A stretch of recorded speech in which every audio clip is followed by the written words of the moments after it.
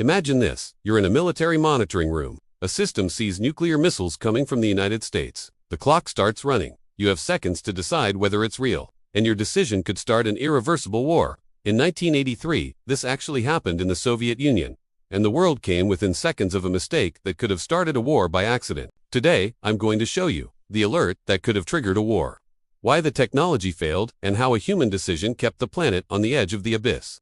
And at the end, I want to ask you something. Do you trust machines to make critical decisions?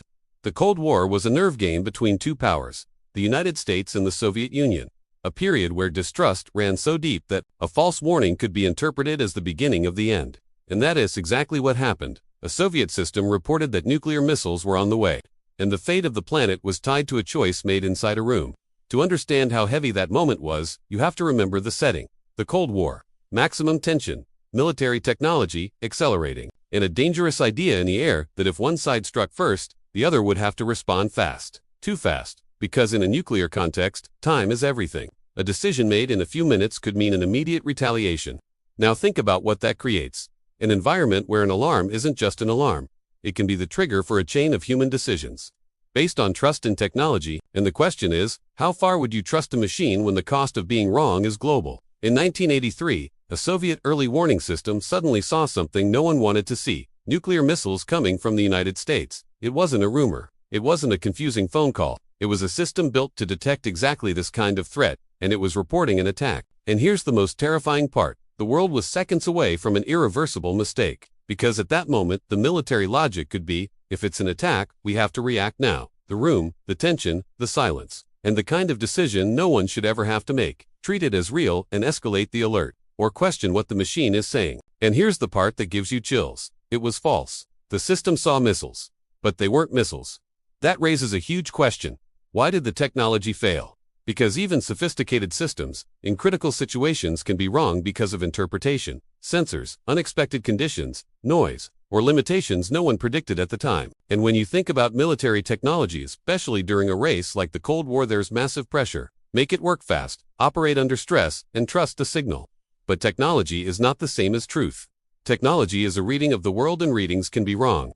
Now the core of this story. A human decision kept the planet on the edge of the abyss. Instead of simply obeying the system as if it were infallible, someone in that room realized that something didn't add up. And that doubt, that whisper of skepticism, was what stood between the world and catastrophe.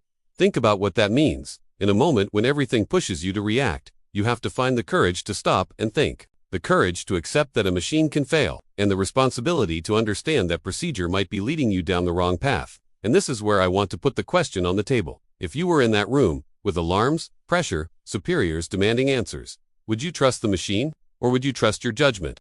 Because this story isn't only about 1983, it is about a dilemma that is still current. When technology enters critical decisions, who's really in control? If the system says missiles incoming, do you treat it as fact? If a screen reports an attack, do you assume the screen is right? And more than that, when technology fails, it often fails in a dangerous way because it fails while looking certain. So I really want to hear your opinion. Do you trust machines to make critical decisions? And honestly, what would you have done in that room? If this video made you think, hit like to help the channel reach more people.